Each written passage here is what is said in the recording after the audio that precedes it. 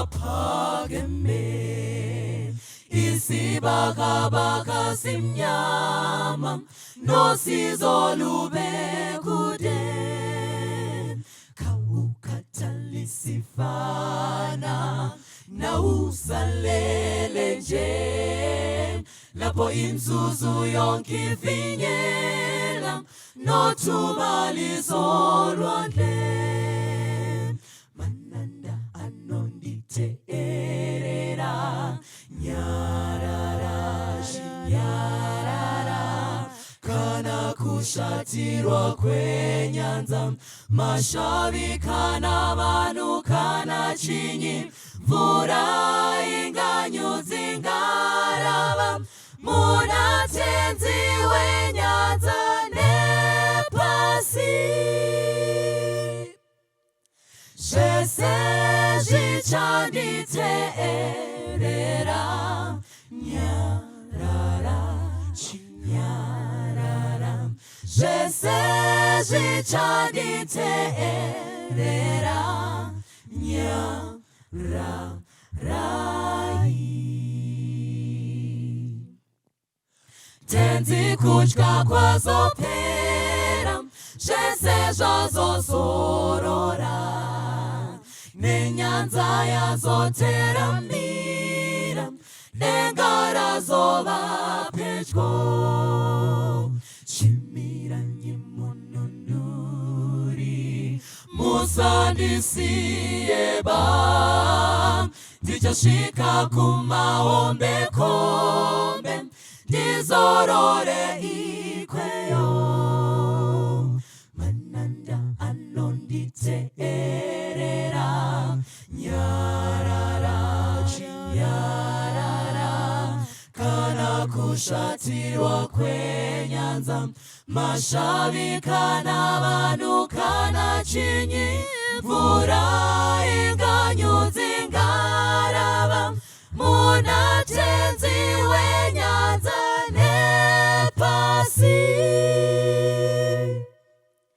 zvese zvichanditeerera nyarara chinyarara zvese zvichanditeerera nyararai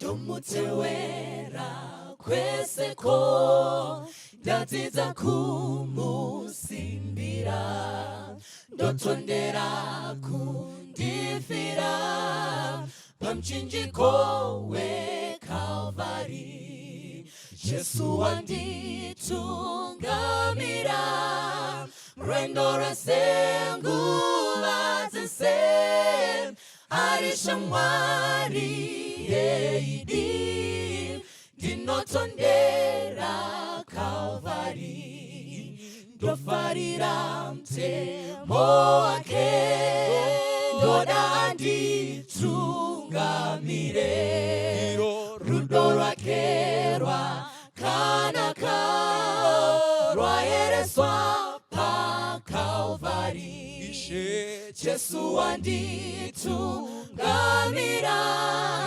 rwendo rwesenguva dzese ari shamwari yeidi ndinotondera Kalvari ndinofamba ndisingatyi ndofara naKristu pedyo ndosimbira ndichaona shamwari yepaKalvari ndinofamba ndisingatyi ndofara naKristu pedyo ndosimbira ndichaona shamwari yepaKalvari Jesu wanditungamira rwendo rwesenguva dzese ari shamwari yeidi ndinotondera Kalvari ntwari Yesu anditugamira urwendo rwose ngubatse arisho ntwari yeidi ndinotondera Kalvari ovumandi fambenemi sezakai tainoki mubateru okorangu nditauri ranenemi kanazira yoshaikwa ndivume indi fambenemi andingambo fambindeka duturiri kuvuvuta mirauya kateiwa vavengiva nodiedza ese haya matambudzo tenzivumandi fambenemi kuti mandi pazororo zvepasi zvinovanando ndozofamba nekushinga ndotakura muchinjiko dakarandi one Sioni tenzivumandi fambenemi kuti mandi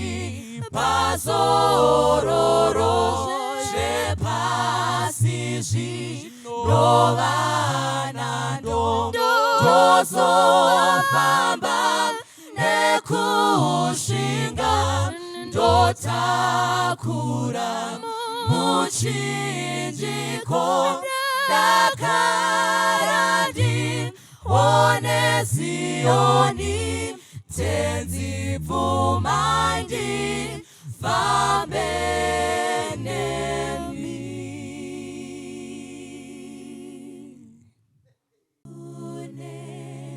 nzvimbo yakanaka pedyo kuna Baba nzvimbo isina chitema pedyo kuna Baba o Jesu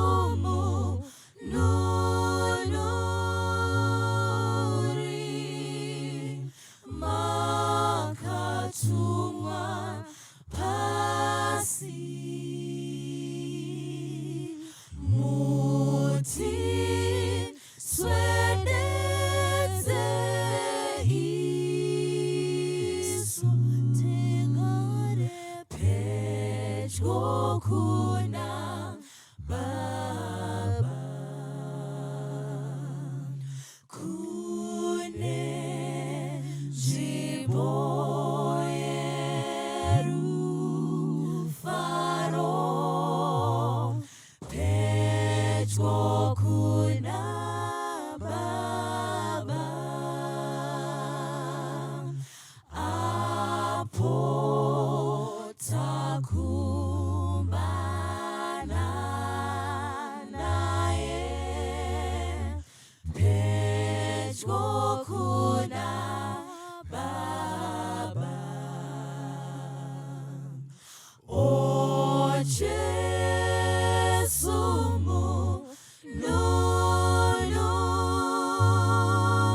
mununuri makatumwa pasi muti swedeze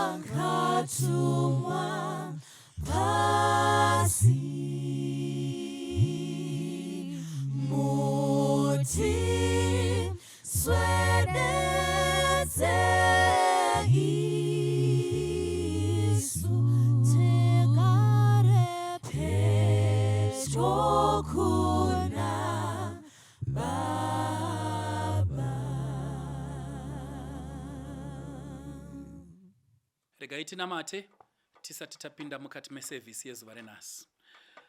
Baba vedu vari kudenga, muzita raJesu, unganidzo yeshoko renyu ndeyazvokwadi. Mweya mutsvene wakatiitira basa iri. Nhasi tinoverenga nekunzwa shoko renyu. Muchasimudza muranda wenyu kuti ataure kwatiri. Miraiwo naye mumuitirei nyasha. Shoko richabva kwamuri, richipfuura nepaari, risvike kwatiri, risadzokera kwamuri risina charakabata, sekureva kwenyu. Tiitirei nyasha, mubvise mweya wekumaka mharidzo. Mutipe mweya wekugamuchira zvakanaka zvingatibatsira nekuropafadzwa nezita raJesu. Tanamata muzita raJesu akatifira pamuchinjikwa akamuka. Amen. Toda kutenda Mwari mukati menguva ino, nguva yandiri kutaura nomutereri panguva inoi. Ndiri kuda kutaura nomutereri une moyo wakatsemuka. Moyo wakatsemuka. Nyaya yandinayo iri kutaura pamusoro pemoyo wakatsemuka. Moyo wanga wakanaka, asi moyo uyu wasvika pakutsemuka. Munyori unotaura zvakasimba pamusoro pemoyo. Ndichatsamhira zvikuru mubhuku rezvirevo zvomuchenjeri, the book of Proverbs. Ndigozoenda kumunyori wenziyo, the book of Psalms. Zvatiri kuwana mukati mevanyori ava vaviri. Solomon unonyora zvirevo zvomuchenjeri achitsikirira pamusoro pepfungwa yemoyo. Bhaibheri rinoshandisa inzwi rokuti moyo apo riri kuadhiresa nyaya yendangariro kana kuti nyaya yenjere. Pose pari kunzi moyo pari kutaugwa pamusoro pemind, the mindset. Saka panapa munyori umwe unoti panapa, one philosopher unoti, mind is the capital city of all body parts, and all parts are subject to the mind. Ndoumwe munyori unotaura pfungwa dzandinoda ipapapa. Ukaenda pano umwe munyori zvekare wepiri unoti, inflict someone's mind, it will be evident to her body. Uri kuti netsa ndangariro dzoumwe munhu kana kuti shusha umwe munhu zvinoonekwa pamuviri wake. Umwe muimbi wenyika inoi unoimba kamwe kambo kakaita mukurumbira kaiti, mwanangu seiko kuonda. Aiindirira mberi achiti, baba murume wamakandipa zvaanondiitira, kana achinge ava nemari haarari mumba, unosiya vana nenzara. Zvingaita sei baba kuti muviri wangu ungava zvakanaka? Umwe munyori unoindirira mberi woti, you can cheat everyone, you can pretend to anybody, but you cannot cheat your heart. Zvikaino munyori uyu ungagona kunyepera vanhu vose, ungagona kuratidzika somunhu wakafara kuvanhu vose, but hazvigoni kuti unyepere moyo wako. Nemhaka yei? For your conscience is a faithful judge to yourself. Ndangariro dzako ndiye mutongi usina chete mukati muupenyu hwako. Saka nyaya yomoyo chinhu chinofanira kuchengetwa. Regai ndimboverenga vhesi yokutanga, chapter 12 yazvirevo, verse number 25. Inoti kutambudzika pamwoyo womunhu kunouremedza, asi shoko nyoro rinoufadza. Ndiri kuvuya kumuteereri pazuva ranhasi ndichiti kana kune chinhu chingafidha moyo, kune chinhu chiri correct, the correct feed of a heart, zvirevo uri kuti ishoko nyoro, a tender word, shoko rinovuya kumoyo riri nyoro. Zvirevo zvomuchenjeri zvinoti moyo unofadzwa naro, but kutambudzika pamwoyo womunhu kana kuti moyo wakaremegwa unokanganisa muviri une utano. Munyori uri kuti kudii? Munyori uri kuti hakuna munhu mutano unogona kuva mutano kana ane moyo wakaremerwa. Nyika izere navanhu vane moyo yakatsemuka, mhuri dzizere navanhu vane moyo yakatsemuka, makereke akasenga vanhu vane moyo yakatsemuka, mumichato mugere vanhu vane moyo yakatsemuka. Ndiri kuti kudii? Mumabasa matinoshanda umu muzere vanhu vane moyo yakatsemuka, but shoko ranhasi riri kutsvaka moyo wakatsemuka, riri kutsvaka moyo wakaremegwa, riri kutsvakwa moyo wakanyengerwa kuti nhasi usvike pakurapika. So munyori unobudisa pfungwa idzi.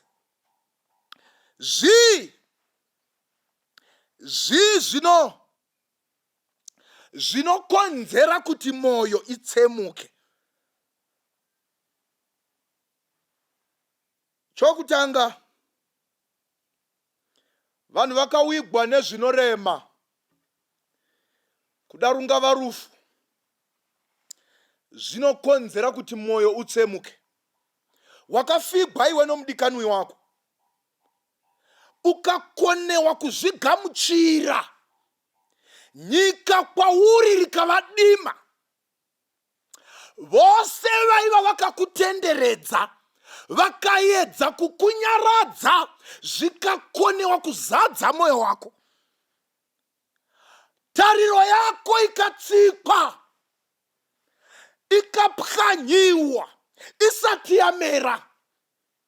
Ndiri kutaura nomunhu panapa wakavhiringidzwa munguva yeCovid, hama dzikainda, paiva netariro yako pakaputsika, mai vakacheregwa muvhu rinotonhora, baba vakacheregwa muvhu rinotonhora, mudikanwi aiva breadwinner akacheregwa muvhu rinotonhora.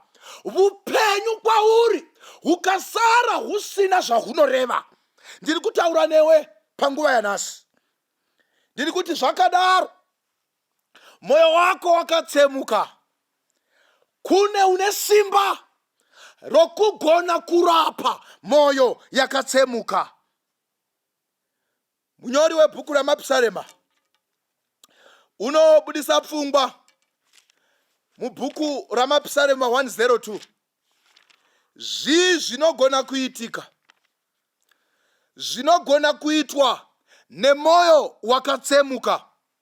102 bhuku raPsalms verse number 4. Munyori unoti moyo wangu warobwa souswa, waoma, mafupa angu aoma, nokuti ndinokanganwa kudya zvokudya zvangu. Terera mudikani, uripo une zvokudya zvizhinji, uripo wakatarisana nezvokudya zvaanoda, zvaisipangwa nemoyo, zvaisidiwa nehana, zvaisivavarigwa pamazuva okufara. Tafura izere nezvokudya, pandiri izere nezvikafu, pachibikiro chako pazere zvinonhuhwira, mumafiriji mako muzere zvokudya. But David uri kuti zvose zviripo, moyo wangu warobwa sebuhwa, moyo wangu waoma kwazvo, ndinokangamwa zvokudya zvangu. Uri kuti kudini munyori? Uri kuti I have no appetite. Chero zvokudya zviripo, rega ndikuudze mudikani, moyo unogona kutsemuka. Zvakadai zvokuti chero zvokudya zviripo unoshayiwa appetite. Moyo, Satani unozvigona kutipinza mumasituations anoita kuti moyo yedu itsemuke, tishayiwe kana kuti tikonewe chero kudya. Saka number 1, kana moyo ukatsemuka, unosara usina appetite. Regai tiinde pamunyori wechitu mubhuku Songs of Solomon.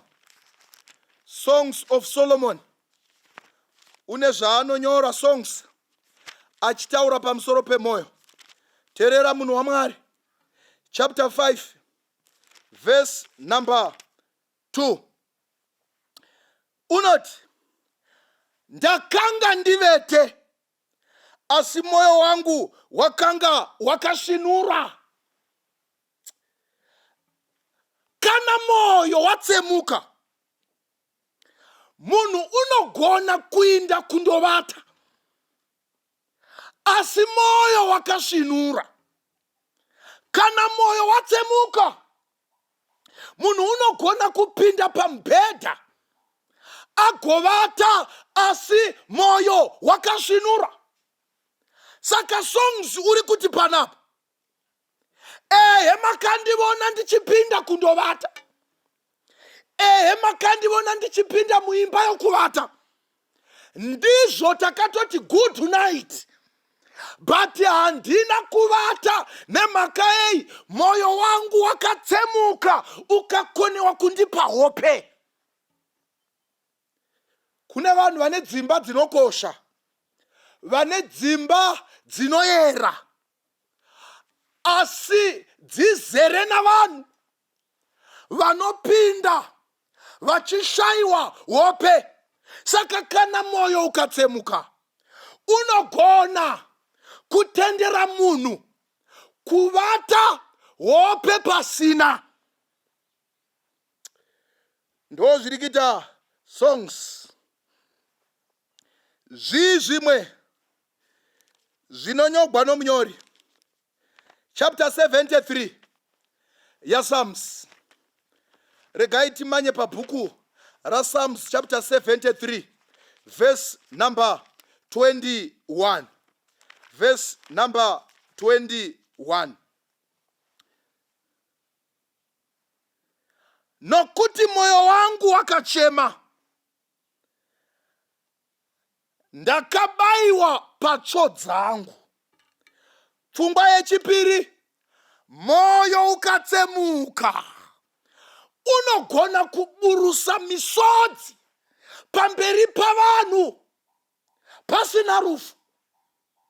Kana moyo ukatsemuka, unogona kutondedza munhu kudzokera kuzvikamu zvazuro, ugopa munhu misodzi pamatama pasina warohwa. Ndiri kuti David uri kuti, zvamunondivona ndigere, moyo wangu uri kuchema. Zvamunondivona tichifara, moyo wangu uri kuchema.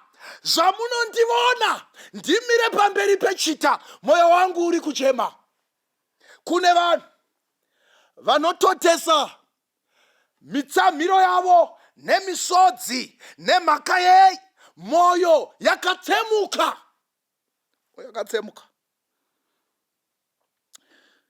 Mwoyo yakatsemuka. Tiri pamitambo, vamwe vachiridza mhururu kune vanhu vanochema nemhaka yei mwoyo yakatsemuka. Tiri pandufu, vamwe vachichema hama dzavo. Iwe wakafa usingamuzivi, wangeita mukana wokuvapo, kwete kuti hama yako, but wafa wafira munharaunda yamugere. Vamwe vachichema hama dzavo. Misodzi yako inoti mokoto mokoto, inowira pasi nemhaka yei yakatsemugwa kare. Mwoyo yakatsemugwa kare. Saka unotondera vadikanwi vakafa, mwoyo unochema. Mwoyo unochema. Ukaverenga bhuku raPsalms 69 verse number 20, zvimwe zvinoitika kana munhu ava nemwoyo wakatsemuka.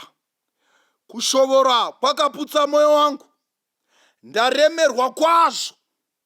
Ndakatsvaka vangandinzwira nyasha, asi kwakanga kusina munhu.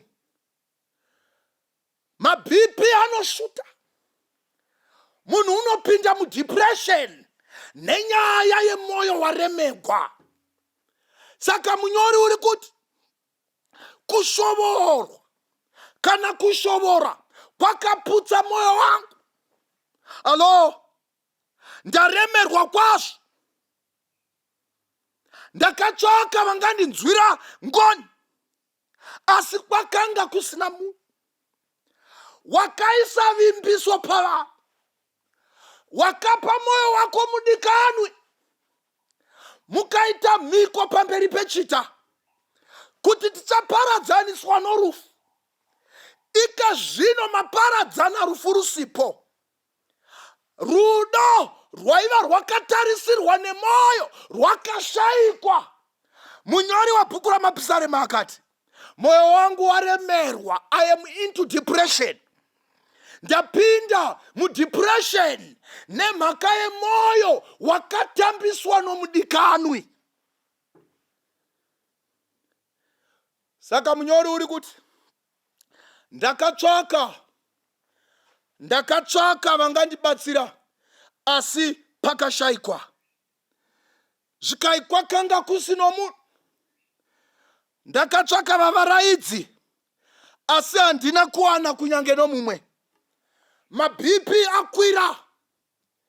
Wapinda mudepression iri very terrible. Watsvaka vanokubatsira, asi hapana. Hama dzaiva pedo pamazuva ako mazuva emari, ike zvino dzatarauka. Hama dzaikufonera, ike zvino ukadzifonera hadzichabati foni. Vadikanwi vaikushanyira, ike zvino vakauya muguta vanodzokera vasina kukuzivisa. Izvozvo zvaremedza mwoyo. Ndobva wabona kuti hama dzakusiya. Vamwe vakapedzisira kusvika pamba pako musi waofutsira mudikanwi wako. Hauchina hama inokukuta. Mwoyo wako wakatsemuka. Mwoyo wako wakatsemuka. Simwari ngavatibatsire. Pane munhu wandoda kurapa, wakanditeerera panguva inei. Uri kuti zvedini mwoyo wangu wakatsemuka. Ndakabereka vana savamwe, tikatoparadzana. Vachiti mai ndoenda kuna vamwe kumangerengere. Kana zvanaka handikukangamwi. Asi mwana wakaindira dzama samadoro. Haako haachai. Haanyori mwadi. Panoinda vamwe pamukuru, vachimukira kumukuru nekuWestern Union. Iwe unomukira pachikwenzi kundochema. Uri kuchemei, uri kurangarira upenyu mafambisiro ahwakahuita. pawakasvika nomwana, mwana akadzidza, akabudirira, akaenda mhiri kunoenda vamwe kumafuro manyoro, akakunyorera nokukutumira mwadi inoti, mai, handina kuziva kuti imi mune mwoyo wakaipa zvakadaro. Wakatsvaka zvaakatsvaka, akaziviswa nomuvengi kuti mai vako chaivo ndo vanokusundira mhepo. Izvozvo ukazvifunga, the pains of labor. Makore 30 apfuura uri mulabor, uchichekwa dumbu, uchichekegwa munhu wava kukuti muroi, uri kuti mwoyo wangu ungagonaka sei. Mwoyo wangu wakatsemuka, mwoyo wako wakatsemuka. Varipo vakavigigwa zvigwere mukati memuchato, faithfully as you are, wakavimbika, wakatendeka. One of the days uchifamba uchislayer, uchiinda kuchipatara, wapinda muimba yokutestiwa ropa, uzere neconfidence dzokuti hapana chakaipa.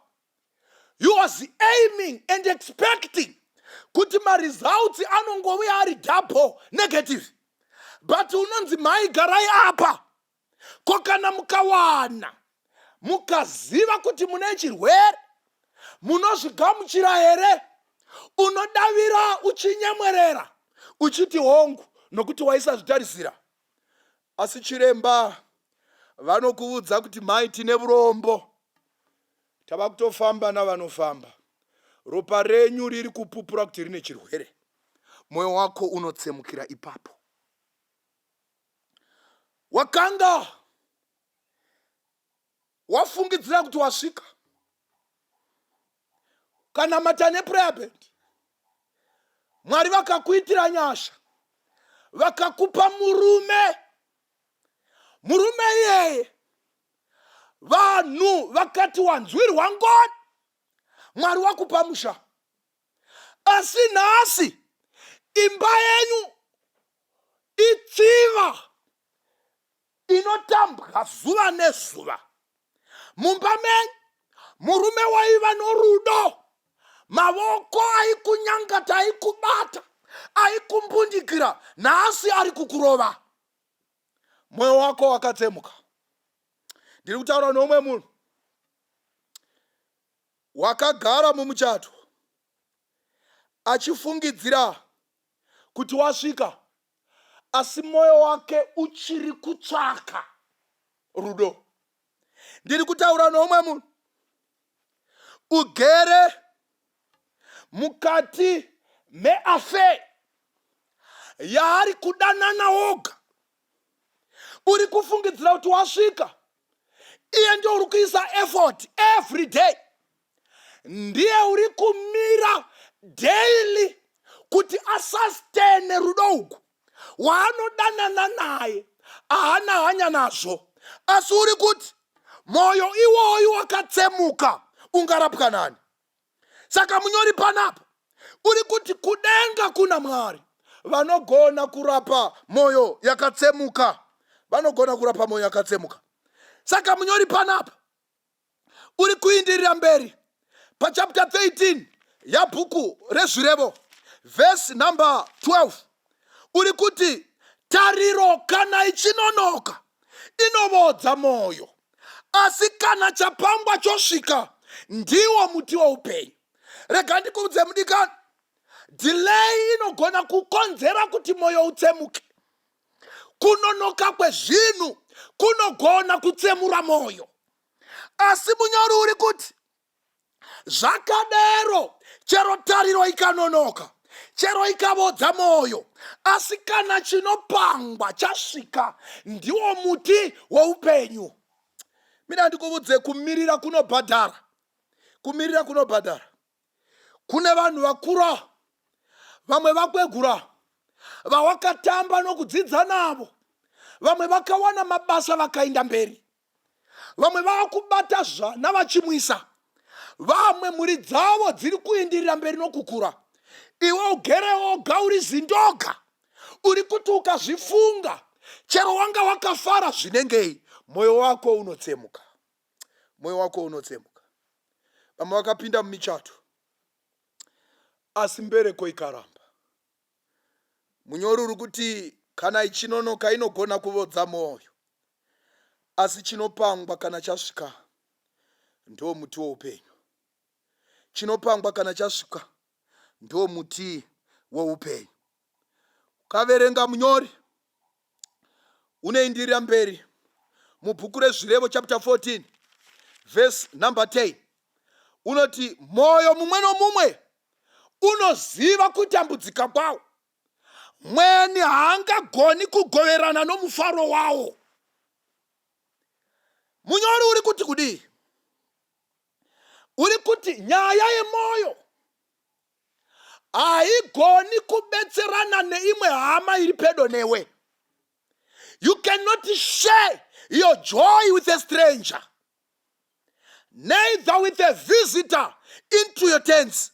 Haugoni kupakurirana mufaro kana kupakurirana kuremerwa kwemoyo wako nehama iri pedyo newe.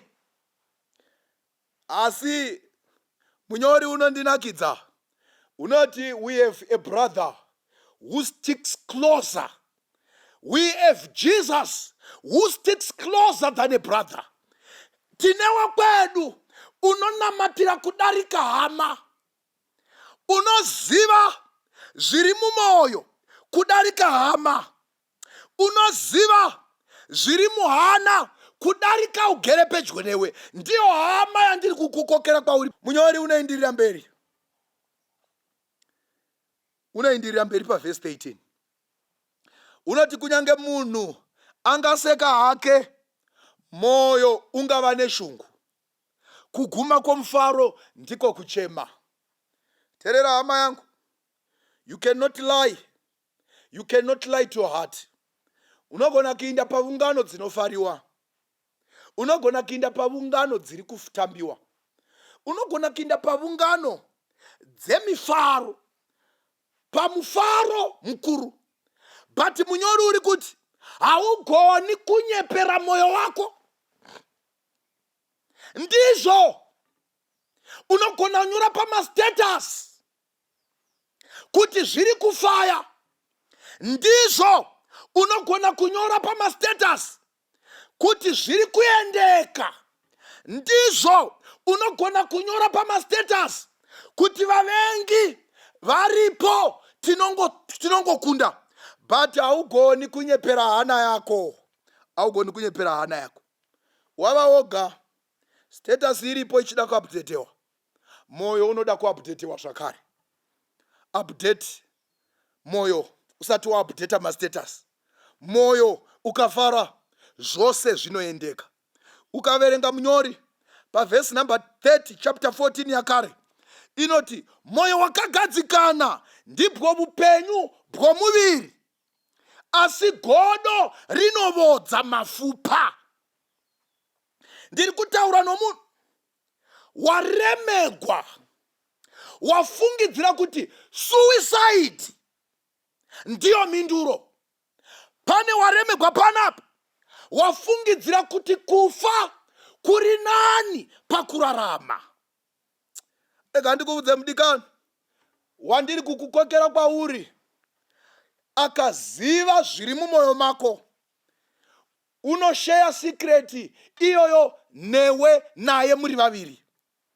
None other than Jesus Christ. Hakuna umwe unogona kuziva zviri muhana yako saJesu akazvichengeta mumoyo make nokusingaperi. Ende kana aziva unogona kuburukira nyaya yako kuigadzira. Unoiburukira. Ndoda kununamata, ndoda kusimbisa uripo une moyo wakaputsika. Unogona kuseka. Halo. Unogona kupinda pavungano dzomufaro. Ndizvo zvataura munyori. You can look smart. Unogona kuva wakatochena. Unogona kuva usina chikwereti nehembe. chisimira zvinoti vanhu vanomwira mvura, asi hazvibetseri kusimidza mwoyo unovhinza ropa, mwoyo wakatsemuka. You can be rich, you can be even richer. Unogona kuva noufumi usina zvaunopanga, asi rega ndikuudze, moyo kana wakatsemuka unogona kutenga mubhedha asi haugoni kutenga hope. Unogona kutenga chikafu asi haugoni kutenga appetite. Unogona kutenga mapiritsi nana chiremba asi haugoni kutenga utano. Unogona kuunganidza zvinofadza but haugoni kutenga the inner joy. So chinoda kutanga charapiwa moyo wakatsemuka. Moyo wakatsemuka. Saka unogona kudriver motikari dzine mitupo, but kausingagoni kudriver your thoughts, hazvibetseri. You can own nice houses, big and expensive houses, asi kana usingagoni kuchengeta imba yomoyo, hazvibetseri. Saka munyori unoti kudii pabhuku rezvirevo, une pfungwa yaanonyora inondinakidza. Unoti chapter 4 verse 23 yazvirevo, chengeta moyo wako kupfuura zvose zvinofanira kurindwa, nokuti mukati mawo ndimo mune zvitubu zveupenyu. Munyori uri kuti ungachengeta zvimwe zvose, ungaisa masecurity padzimba, ungaisa security pafuma, ungachengetedza zvose, but chengeta moyo wako kupfuura zvinhu zvose, nokuti mukati mawo ndo mune zvitubu zveupenyu. Nemhaka yei moyo uchifanira kuchengetwa? Moyo unogona kunyengera. Moyo unogona kunyengera munhu kuinda pane zvinourayisa. Moyo unogona kupanga zvinourayisa. Moyo unogona kupanga zvinokuvadza. Saka munyori uri kuti chengeta moyo wako. Guard the avenues. Guard your heart. For in the heart are the avenues of life. Ndo mune zvitubu zveupenyu. Saka moyo unofanira kurindwa. Hazvisi zvose zvinodiwa nemoyo zvinofanira kuitwa. Pauro oti, nokuti zvandinoda hazvisirizvo zvandinoita, asi zvandinoita ndizvo zvandisingadi. Munyori unoendirira mberi, unobudisa pfungwa. Tapedza kuchengeta. Sei moyo uchifanira kuchengetwa? Sei moyo uchifanira kuchengetwa? Chapter 17 verse 22. Moyo unofanira kuchengeterwei? Munyori unoti moyo wakafara unobatsira munhu kupora, asi mweya wakaputsika unoomesa mafupa. Hazvigoni kuti munhu apore iye ane moyo wakatsemuka, hazvigoni. Saka munyori uri kuti tisati tatsvaka vana chiremba vanomukurumbira, tisati tatsvaka maherbs ane mukurumbira, ngatitange tagadzira moyo wakatsemuka. Nemhaka yei kana moyo wafara mukati mawo unorapa mafupa akaoma. Moyo ukafara unorapa mafupa akaoma, uye unobetsera munhu kupora. Munyori uyu unondishamisa. Sei moyo wakafara uchibetsera munhu kupora? 15 verse 18 yaProverbs inoti moyo wakafara unofadza chiso, asi mweya unoputswa nomoyo une shungu. A fair countenance is a result of a merry heart. Chiso chakafara chiri kupupura moyo wakafara. Haugoni kunyepera vanhu kugadzira chiso chifare moyo uchichema. Kune vanhu vari kunyepera vanhu. they look lovely and upkeeping, but mumoyo mavo mune moyo yakaputsika. Pamba pakasvika vanhu ivo vakasuruwara vakatsamwa vanonyepedzera kufara, asi munyori uri kuti moyo wakasuwa unoita kuti nechuso chisuruware. Saka chinoda kutanga chagadzigwa moyo, choda kutanga chagadzigwa moyo. Usanetsana nomudziyo unobuda mvura inonhuwa. Hausi mudziyo wakaipa, but kunocherwa mvura ndo kunenge kwakaipa. Saka the source of all joy, moyo ukafara zvinhu zvose zvinofara. Moyo ukapora muviri unopora. Moyo ukanyemwerera nechiso chinonyemwerera. Saka munyori uri kubudisa pfungwa yokuti kana moyo wafara, moyo wasununguka, zvinhu zvose zvinoenda mberi. Zvikonzero zviripo zvekubatika, asi Mwari unotidanira kuti tive nemoyo yakanaka. Matambudziko aripo, zvakati mana zviripo. Takafigwa ndizvo. Hama dzichatidi. Ndizvo wakanonoka kuroorwa nokuroora. Vanhu vose vari kuti kwasara iwe. Ndizvo you've been betrayed, wakanyepegwa, ukavimbiswa rudo. Rudo ike zvino rwashayikwa, moyo watsemuka. Ndizvo ndizvo uri mumuchato, wangogarira vana. Ndizvo ndizvo waikuda wakakuramba. Vamwe vacho havana kutokuudza kuti havachadi, but vari kuratidza kuti nezvako havachaiti nezvazvo.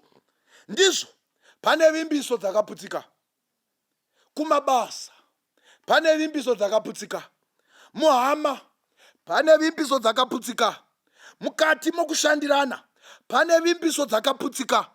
Mabhizinesi akawira pasi ukasara usina chinhu. Munyori uri kuti zvose zvadaro tinofanira kudzoka pamberi paMwari tokumbira Mwari kuti asike moyo mutsva. Chapter 51 verse number 10. Munyori webhuku reMapisarema unoti, munyori webhuku reMapisarema verse number 10 unoti, sikai mukati mangu moyo wakachena Mwari, vandudzai mukati mangu mweya wakarurama. Dai Mwari vatiitira zvakanaka, dai Mwari vatibatsira, tiuye nemoyo yedu yakaputsika yakatsemuka, toipa kuna Mwari. Mwari unogona kusika moyo mitsva mukati medu, ogadzira mabroken hearts, ogadzira mapisi akadambuka, unogona kuita bring them up together.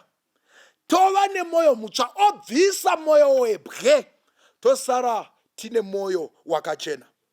Dai Mwari vokudenga vatiitira zvakanaka, Mwari worugare vatibatsira, tagona kurapika, tagona kutora shoko uve mushonga wekurapa moyo yedu inovhinza. Mwari wokudenga vatiitire zvakanaka nokusingaperi. Amen. Regai ndinamatire hama iri pano ine moyo wakatsemuka. Baba vedu vari kudenga, toda kukutendai, toda kuuya pamberi pechigaro chenyu chenyasha. Mukati menguva ino uripo wakanditerera panguva ino, une moyo wakatsemuka. Zvimwe zvacho hazvigoni kutsanangurika, zvimwe zvacho zvakaitwa nadhiabhorosi pachake. Amene. Asi nemhaka yeshoko renyu ramavimbisa kuti imi mune simba rokuita create a new heart, munogona kusika mweya mutsva mukati medu. Bvisaiwo moyo wakaputsika, bvisaiwo moyo unovhinza, rapaiwo moyo una maronda. Vamwe vedu michato chaiyo, vamwe vedu kumabasa kwatoshanda, Vamwe vedu ihama dzataifunga kuti ihama dzedu. Vamwe vedu vana chaivo vatitsemura moyo. Vamwe hatina kutarisira upenyu hwovorarama zvakonzera kuti moyo yedu itsemuke. Vamwe tava kupinda mumapiritsi edepression. Vamwe tava kupinda mumapiritsi emaBP nemhaka yezvatakasangana nazvo. Burukiraivo moyo yedu Mwari. Tipevo mweya mutsva. Tipevo kufunga kutsva. Tipevo mavonere matsva. Tipevo kugamuchira kutsva. Zvatakasangana nazvo tigone kuzviregerera imi musati maburukira nyaya dzedu. Kana zvose zvaitwa tava nemoyo mitsva, ndizvo kuti imi mugone kufadzwa nesu. Tanamata muzita raJesu. Amen. Mambo aripo pamsiwo, iye wafa pamchinjiko, asi anouya zvino kutora wakewo.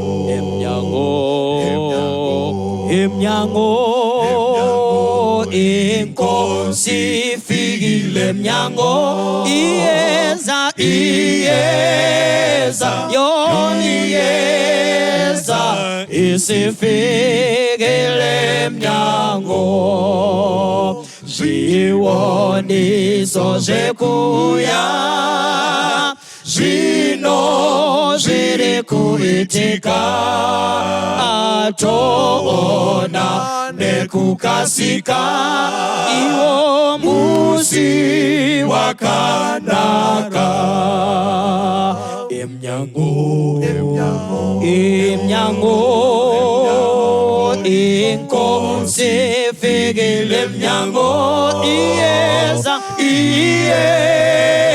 yoni yeza isifikile emnyango, musana ngisepasipo kuti kosine dambudzo, dakara muponesiwo, iye auye pasipo.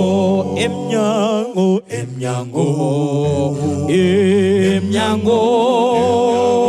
inkosi fikile emnyango, iyeza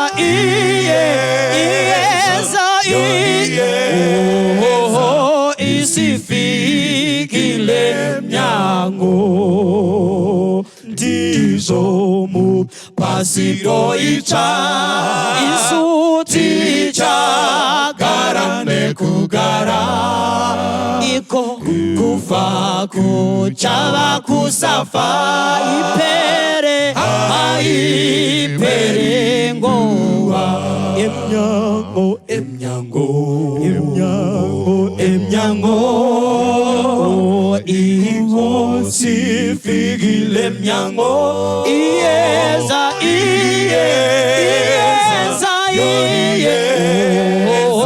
isifikile emnyango.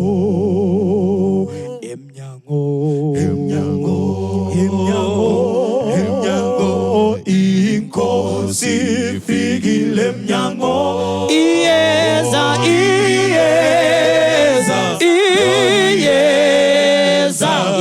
isifikile emnyango. Utsini namnango, murena utsini namnango, uwada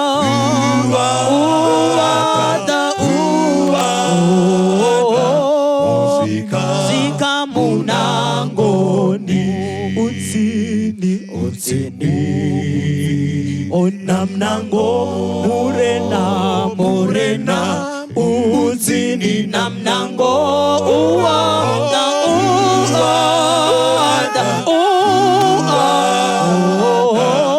zika munangoni.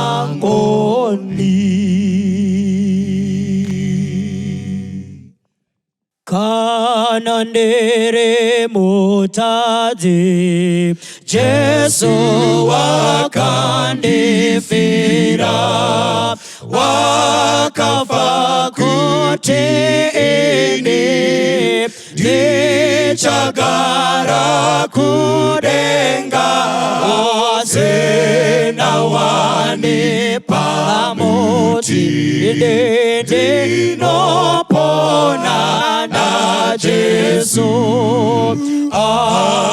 arudoro rwa Jesu iroro unopinda pamsoro iro runo zama senyanza runo karana rini runo rakandiwona apo ndiri kusada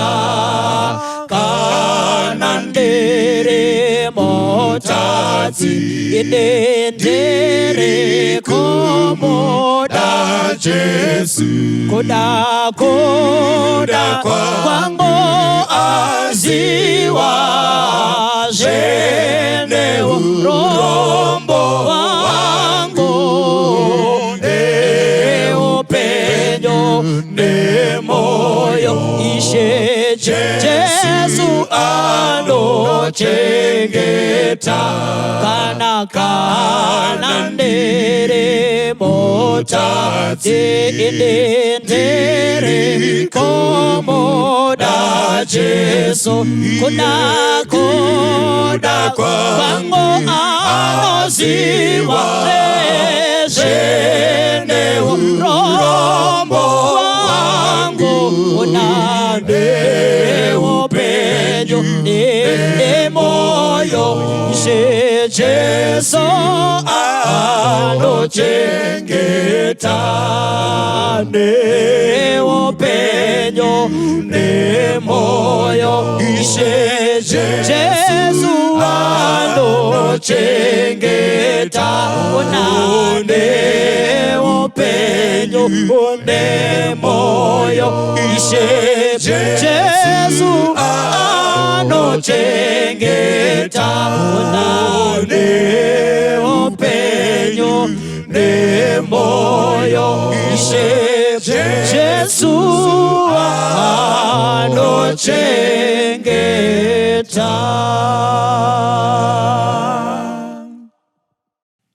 Dina muponese anoshamisa anondishamisa ene anondiwiga mubakore dombo kune nzizi dzerufaro iye anondiwiga mubakore dombo rinobvisa nyota yese awiga upenyu murudo rwake ofukidza neruoko rwake anondifukidza ini ndina muponesi anoshamisa anorerutsa mutoro